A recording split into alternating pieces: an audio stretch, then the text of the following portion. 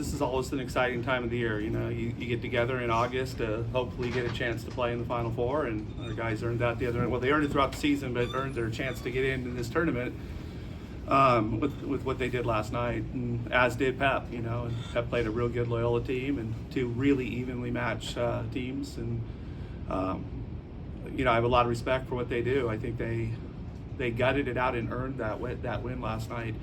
When it didn't look so good, they fought and they got themselves back in it. So that's a credit to the spirit that they play with. And I have a ton of respect for John. I think he's done a tremendous job. Obviously got Coach of the Year in the MPSF, and rightfully so. So yeah, it should be a great match, as both the semifinals will be. So, but for us, you know, we get an opportunity to go out and play volleyball and compete and show our best. And when I say our best, you know, what I mean by that is the best version of what we are today, you know, the look we are today, but more importantly, the best version of who we are at the culmination of a season. Your goal is to play your best volleyball come the last weekend of the season. And only 4 teams get a chance to do that. We take great pride in that, and we don't take it for granted. I know our guys are excited for the chance to do it, and we look forward to getting out there and competing. It should be an amazing 2 semifinals and a great final.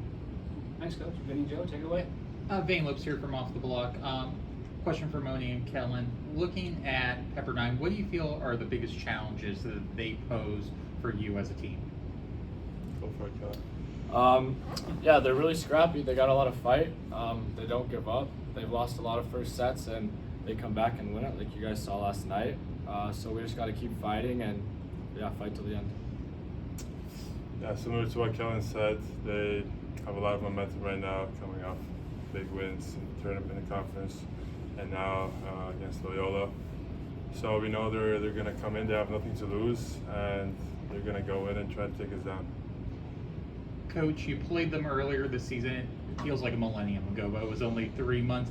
Is there any big takeaways that you can take from that match and apply to this one, or just teams are so different, not too much? Yeah, there's certainly some takeaways. You know, there's some the key players are still key players, right? So, but no, I think both teams have went through some adversity. You know, different personnel and some tough moments, and had to kind of regroup. And there's no doubt that they've reinvented themselves in the version they are now of the tournament, and we certainly have been in a constant evolution of who we are, sometimes by our play and sometimes by our personnel, and definitely a lot of it wasn't scripted. It just Nick's man up mentality. But no, I think I think both teams have gotten significantly better. If you look at the teams if you look at both teams and look at the personnel that's on the court, there's a lot of young guys out there that regardless how much volleyball they've played, you may be in their back, you know, where they're from, or, you know, their club or USA or their country's national team, whatever it might be, there's still an adjustment to the team you're currently playing on, and just the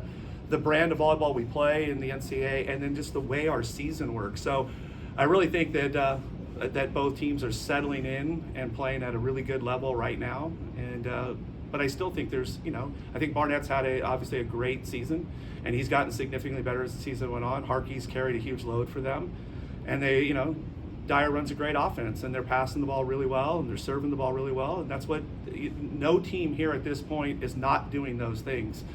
So it becomes a little cliche on what they're doing well, because all 4 teams are probably in that same bucket. And question for the players. There's lots of respect on both sides of the net. Pepperdine's one of those teams, though, that definitely plays with a lot of passion, lots of celebrations. Does that at all ever get in your head, or anything, any concerns that could get in your head going during the match? I mean, at the end of the day, the team that is better is going to win. So, I mean, I feel like in volleyball or in sport in general, it's more important to execute over, you know, shouting at the net or, you know, emotions. So I'm not too worried about the emotions that they have, because we also bring emotion, and this is the Final Four, and it's natural for everybody to have emotions.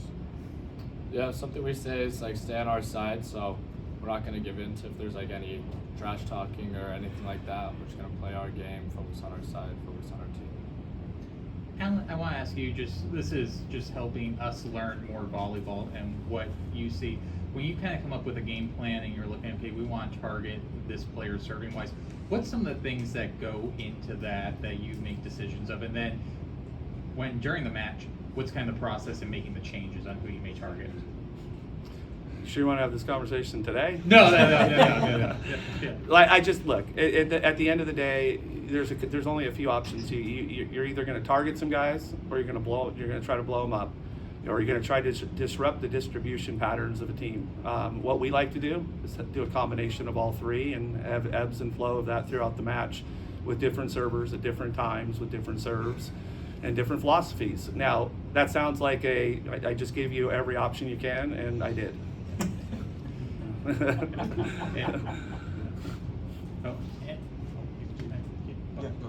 Alan, I know you've been asked this question a lot, but I do want to ask, what was the recruitment process like for Kellen? Well, we saw Kellen early on, and we identified that we thought he did a lot of things that we like in our libero. We talked to him early. We had a lot of good conversations. Kellen, like a lot of our guys, got to go to a lot of different schools and have a lot of different looks. And hopefully it came down to the philosophy of we have a lot of common goals, what we want to play, the way we want to play, the way we want to train. And we take great pride in our program that there's a lot of volleyball for you after Long Beach State, that we're going to prepare you for what you have next. And there's a lot of volleyball for Kellen still. He's only a freshman for us, but there's a lot of volleyball for him in the future.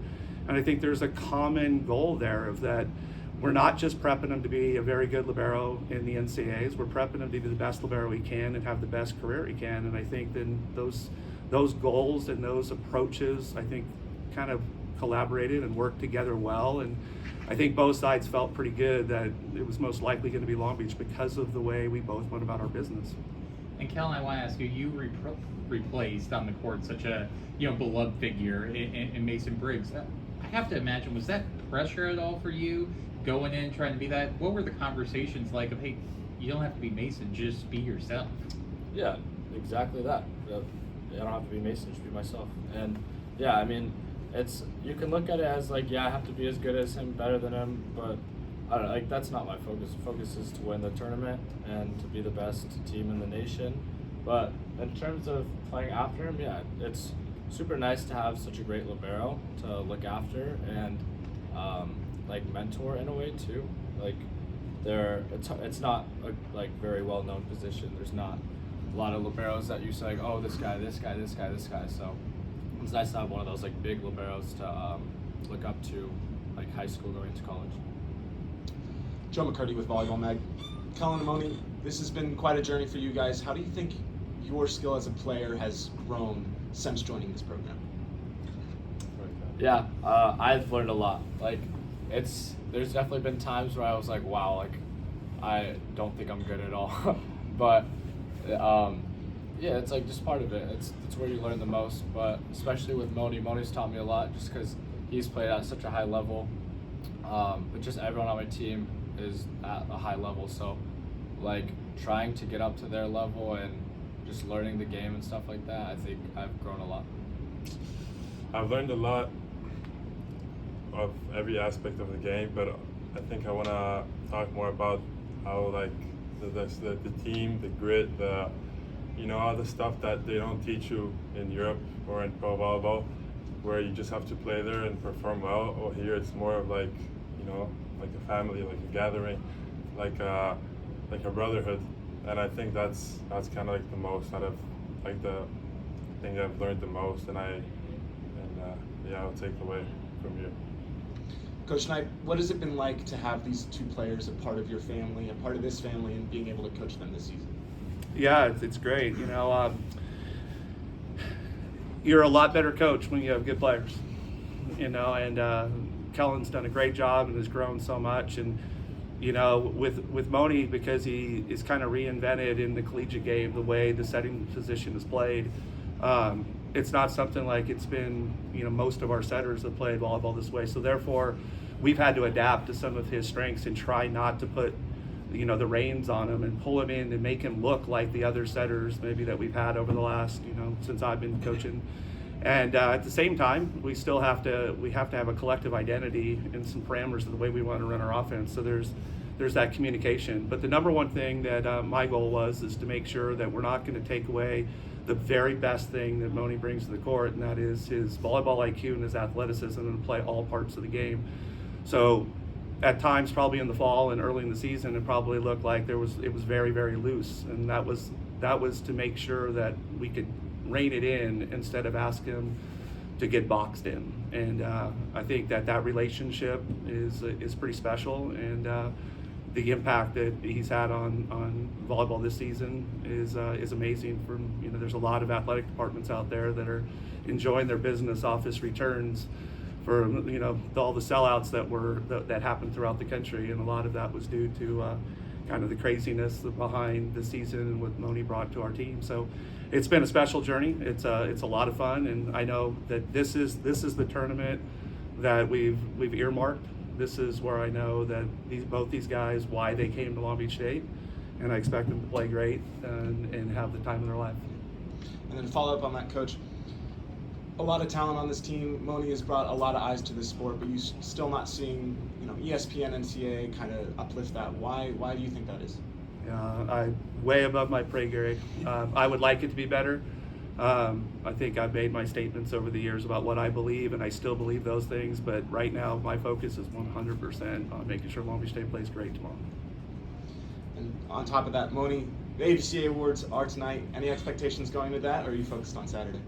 I don't really care, honestly. I did not, like my friend Lazar told me a couple minutes ago that people are going to get awarded tonight, so, or at lunch, I don't even know what it is, so I'm excited to see who it is. I'm excited to go, but at the end of the day, it doesn't really matter to me. Moni, I do want to ask you, because sports, volleyball can bring people together. A lot of people in America may not know a whole lot about Bulgaria. What's something that you hope people learn about and know about Bulgaria? Oh wow, that's an interesting question. Well, I feel like Bulgaria, the volleyball in Bulgaria, volleyball is the most successful team sport in Bulgaria, for sure. It's like our national sport. It's soccer, but soccer is performing very bad right now. So, like our volleyball, we have a generation coming up, which I can bravely say that we're fighting to go to the Olympics, and we're very I feel like we can say we're very athletic people. We're very I guess hardworking. Sounds cliche, but I feel like that's who we are. We're very direct, and we don't like sugarcoating, or we don't like talking slowly or whatever. You just say what you gotta say, and yeah. I can see why Alan was an attractive coach then for you. Yeah. Yeah. All right. 2 final questions for me. It's media day, so you get some random questions for everyone on the podium. If you could pick one player in the history of volleyball to get you an out-of-system kill, who would you pick? I'll go my brother. Such a good hitter, man. So good. I'm gonna say Soto, Sotiri Shapanis. Clay Stanley. All right, and then final question here. Besides your uniform, who has the best uniform in college volleyball? Good question. I like Fort Valley's. They had like nice little, it was different.